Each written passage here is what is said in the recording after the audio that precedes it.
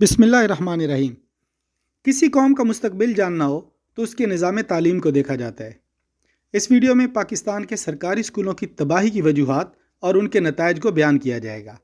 Point number 1, मार नहीं प्यार वो पहला नारा था जिसने सरकारी स्कूलों को तबाह करने की बुनियाद डाली। क्योंकि हमारे मुआशरे अंग्रेज़ों जैसे नहीं हैं, लेकिन निज़ाम हम गोरों वाला चाहते हैं। हमारे देसी बच्चों की तरबियत के पेश नज़र मार का अनसर बहुत ज़रूरी है, क्योंकि यहाँ पर अक्सरियत बच्चे डर से तो पढ़ते हैं लेकिन शौक़ से नहीं पढ़ते।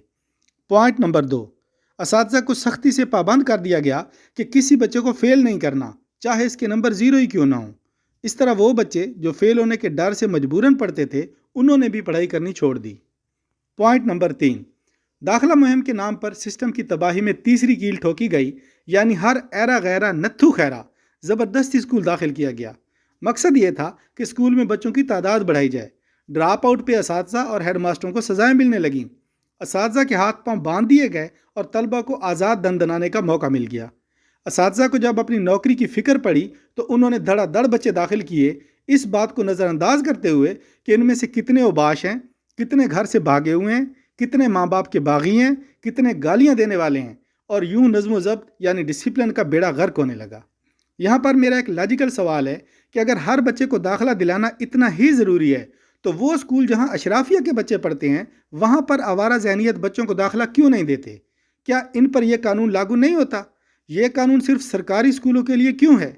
शरीफ नफ्स बच्चे और बच्चियाँ जो गरीब हैं, उनको गालियाँ देने वाले बच्चों के साथ मजबूरन बिठाना बहुत लाजमी है क्या?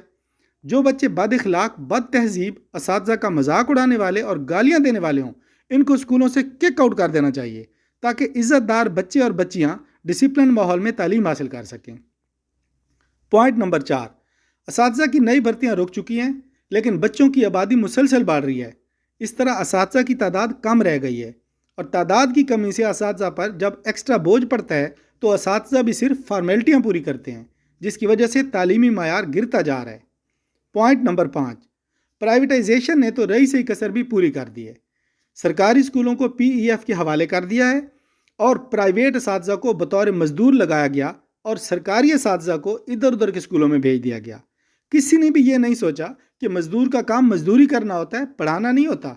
लिहाजा ये असातिज़ा आज भी मजदूरी करके अपनी दिहाड़ी ले रहे हैं। पॉइंट नंबर 6, सरकारी असातिज़ा की तनख्वाहों में इजाफे की बजाय रुकावटें पैदा कर दी गईं और पेंशन का तस्वर ख़त्म करने के हीले बहाने बनाए गए। एक तरफ तो असातिज़ा दाखिला मुहिम, मारने प्यार और फेल ना करने के सिस्टम से तंग थे, तो दूसरी तरफ इन्हें माशी अजियत भी दी गई। इस तरह से असातिज़ा का मोराल डाउन हो गया। पॉइंट नंबर 7, मौजूदा सूरत हाल ये है कि लाखों की तादाद में असातिज़ा की असामियाँ खाली पड़ी हुई हैं और सरकारी स्कूल तबाह हो चुके हैं। कुछ अच्छे स्कूलों को दानिश स्कूल सिस्टम के मातहत भी किया जा रहा है। पॉइंट नंबर 8, मेरी ये बात लिख लें कि जब असातिज़ा की भर्तियाँ नहीं होंगी, जब नए सरकारी स्कूल नहीं बनेंगे, जब पहले से मौजूद सरकारी स्कूलों का वजूद भी नहीं रहेगा, तो लोग अपने बच्चों को ज़्यादा से ज़्यादा मैट्रिक तक पढ़ाएंगे। इसका नतीजा ये होगा कि मुस्तकबिल में कॉलेज और यूनिवर्सिटियाँ सिर्फ अमीरों के बच्चों की हद तक महदूद हो जाएंगे। पॉइंट नंबर 9, जिस वक्त ये गलत फैसले हो रहे थे, इस वक्त किसी ने भी तलबा के हकूक़ के लिए आवाज़ नहीं उठाई। शायद हमें इसी बात की सज़ा मिल रही है, क्योंकि हम शऊर से महरूम बेज़बान जानवर हैं। हमें तो अपना रोल प्ले करना भी नहीं आता। पॉइंट नंबर 10, अगर आप नाराज़ ना हो तो एक कड़वा सच बताना चाहता हूँ कि हम वो बेशऊर कौम हैं जो हमेशा किसी मोर्चे की तलाश में रहते हैं, जो जन्नत भी शॉर्टकट से लेना चाहते हैं, जो अपने अकायद और आमाल सुधारने की बजाय दुआओं, वजीफ़ों, वसीलों और बच्चों को हाफ़िज़ कुरान बनाकर जन्नत हासिल करने वाले हैं। हालांकि हमें पता भी है कि जन्नत अपने ज़ाती अमाल के तुलने पर और सवाब का पलड़ा भारी होने पर मिलती है, जिसका कोई शॉर्टकट नहीं है। लिहाजा ये सब बातें फजूल हैं और हमारी नस्लों की तबाही ही हमारा मुकद्दर है।